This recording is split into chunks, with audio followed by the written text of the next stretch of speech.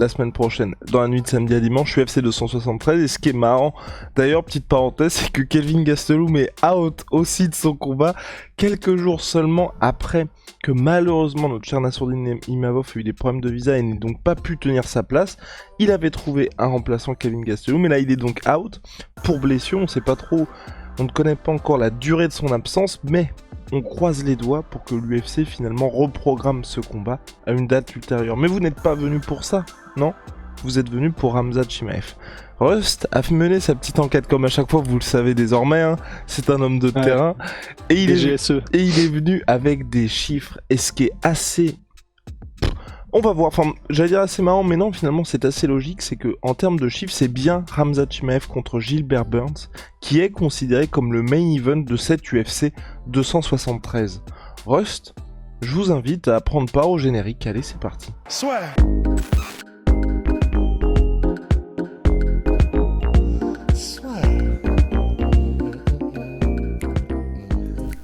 Entre dans l'octogone avec Unibet.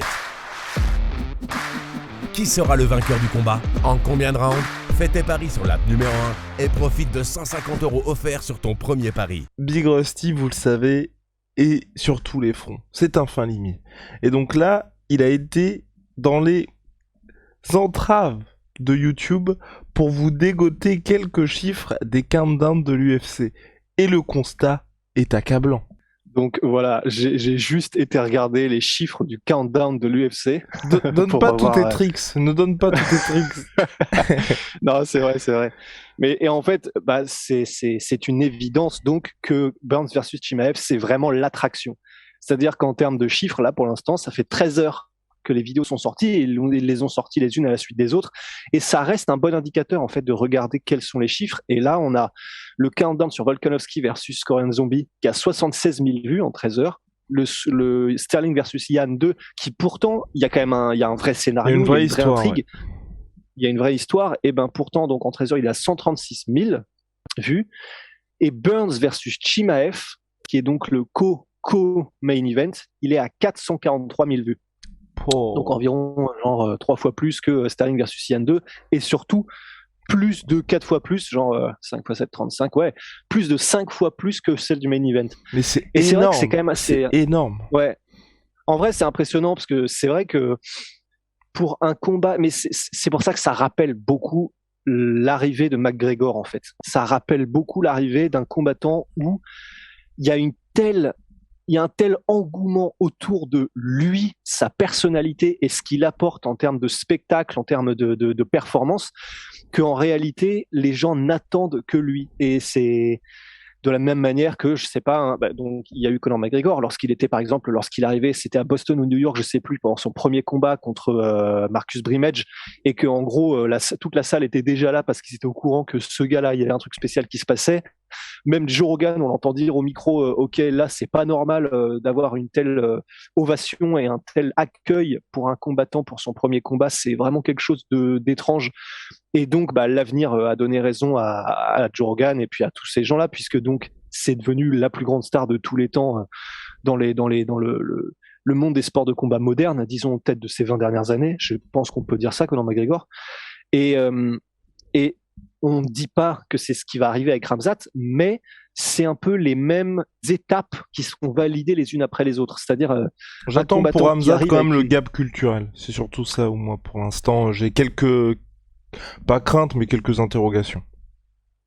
Mais je pense le truc qui est vraiment intéressant, c'est que tu vois, Khabib, culturellement, c'était vraiment très proche de la culture musulmane. Il avait une énorme partie de ses fans qui vient du monde musulman, que ce soit le Moyen-Orient, que ce soit le Caucase, etc. Et même en France, il avait un vrai attrait auprès du public qui était musulman, parce que c'était, il me semble, le premier champion musulman de l'histoire de l'UFC.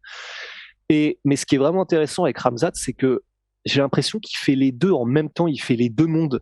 Parce que quand tu entends, donc bon, il est musulman et il le revendique aussi à chaque combat, etc., comme Khabib.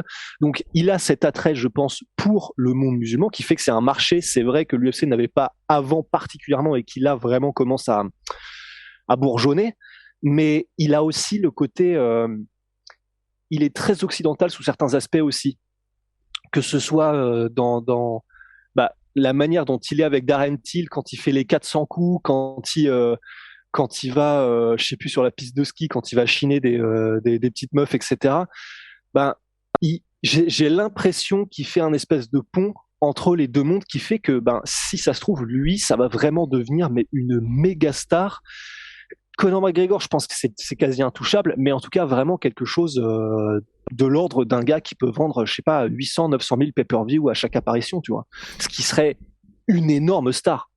C'est probable, surtout que, à la différence de Conor McGregor et Khabib Nurmagomedov, qui ont, eux deux, comme l'a dit Rust, touché un public différent, réussi à dépasser les frontières territoriales qu'ils avaient, avec Khamzat Chimaev, on a un degré sportif qui est du jamais vu et très tôt dans sa carrière.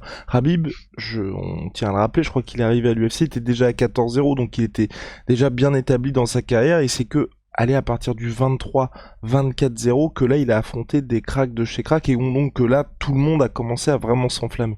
Conor McGregor, à partir du moment où sportivement c'est devenu dingue, c'était 2016 il s'arrête en novembre, ensuite il va chercher Floyd Mayweather, et depuis c'est un petit peu plus compliqué. Là Khamzat Chimaev, on est très rapidement dans une situation où sportivement et en termes de hype il se passe quelque chose. La question aussi, c'est est-ce qu'on ne s'enflamme pas avec Khamzat Chimaev, parce que je reprends les cotes Unibet quand même, 5 pour Gilbert Burns qui est numéro 2 mondial et 1,18 pour Khamzat Chimaev. Ce qui veut dire c'est que vous misez 1 euro sur Gilbert Burns, vous repartez avec 5, vous misez 1 euro sur Khamzat Chimaev, vous repartez avec 18 centimes. Ce qui est hallucinant quand même. Quand on voit les chiffres et qu'on sait quelle position occupent les deux, et enfin c'est tout bonnement hallucinant. Est-ce qu'on n'en fait pas trop? Tu vois, c'est un peu ce qu'on dit à chaque fois qu'on en parle de Khamzat, et là du coup on le redit et on radote, mais c'est parce que le combat arrive. Mais je pense pas, étant donné que ce qu'il fait est du jamais vu en fait. Enfin, c'est pour ça que. Et je me permets aussi de donner un petit secret, c'est qu'avec Big Rusty, on sera ensemble en live pour l'UFC 273, et il m'a confié qu'il était très très chaud pour voir ce qui allait se passer entre Gilbert Burns et Khamzat Chimaev. Ah mais je suis même pas chaud, je suis mais bouillant. Il y avait ouais, je suis trop chaud, c'est du pont et du pont quoi. Mais non, en fait, je suis même pire que chaud parce que on regarde ce sport pour plein de raisons, et surtout parce que du coup c'est trop beau, tu vois, c'est quand c'est bien fait et quand c'est fait avec maestria, et que tu as des magnifiques des enchaînements, des belles lectures de jeu, des beaux game plans, des belles mécaniques de frappe, des belles lators. C'est de l'art. Ouais. Voilà. Mais c'est de l'art, donc on regarde ça pour ça, on regarde ça aussi pour les personnalités, parce que c'est des gens extraordinaires. Mais il y a aussi une des raisons pour laquelle on regarde ça, c'est qu'il y a des moments où, tu sais, ton cœur se soulève tellement tu te demandes, putain, qu'est-ce qui va se passer en fait, tellement l'inconnu et les enjeux sont intéressants que t'es excité quoi.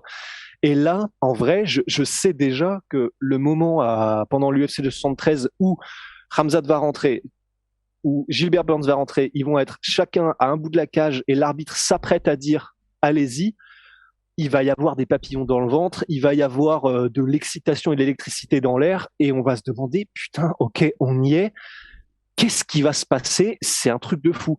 Parce que c'est un truc de fou, c'est là, si jamais il bat le numéro 2 mondial Khamzat, c'est extraordinaire quoi. Et surtout, mais bon là c'est vraiment se projeter, mais surtout s'il le bat avec la même facilité qu'il a battu les autres adversaires, t'imagines le raz-de-marée que ça va être médiatiquement, au niveau des fans, au niveau de ce que ça va créer, ce serait la folie.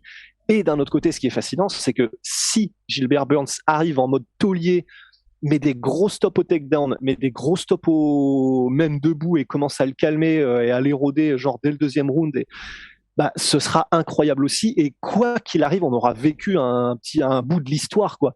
Parce que avec ce qu'apporte Khamzat, parce que là c'est lui, cet engouement c'est lui, c'est pas Gilbert Burns, il apporte cette place de numéro 2 mondial et cette solidité de ouf. Mais les 432 000 ou je sais pas quoi vus en 13 heures, et qui mettent des multiples aux autres vidéos du main et co-main, c'est parce que c'est Khamzat. Et donc quoi qu'il arrive, même s'il perd de manière spectaculaire, même s'il s'effondre, au niveau du scénario et de l'histoire, c'est exactement ce qu'on veut. On veut être excité, on veut des inconnus, on veut quelque chose qui nous sorte du train-train quotidien. C'est des combats comme ça, quoi. Voilà, si vous n'y êtes pas là, je ne sais pas ce qu'il vous faut et on verra, mine de rien, si on en a fait trop autour de Khamzat Chimaev ou pas, avec l'Equalizer Gilbert Burns, parce que c'est là on va vraiment savoir ce qui se passe, hein, finalement. Moi j'espère juste que ça va pas être une situation où j'ai toujours des flashs de ça, je ne sais pas pourquoi, et encore on est dans des proportions bien moindres, c'est le fameux Yair Rodriguez contre Frankie Edgar, tu vois. Ouais, c'est pour ça.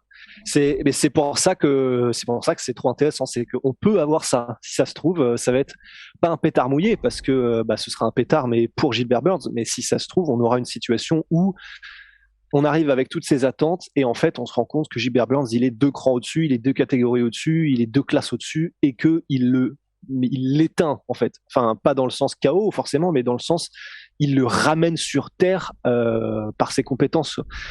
Donc c'est possible, hein, c'est possible, et c'est ça qui rend l'excitation aussi forte, c'est que quand on va se retrouver au moment où le combat va commencer, on n'a aucune idée de ce qui va se passer, mais on sait qu'il va se passer quelque chose de hors du commun, quoi. Affaire à suivre. Big Rusty, on se retrouve très très vite. Big shout out à MySweetProtein. Moins 38% sur tout MyProtein avec le code de la sueur. Venom, sponsor de l'UFC, sponsor de la sueur. See ya.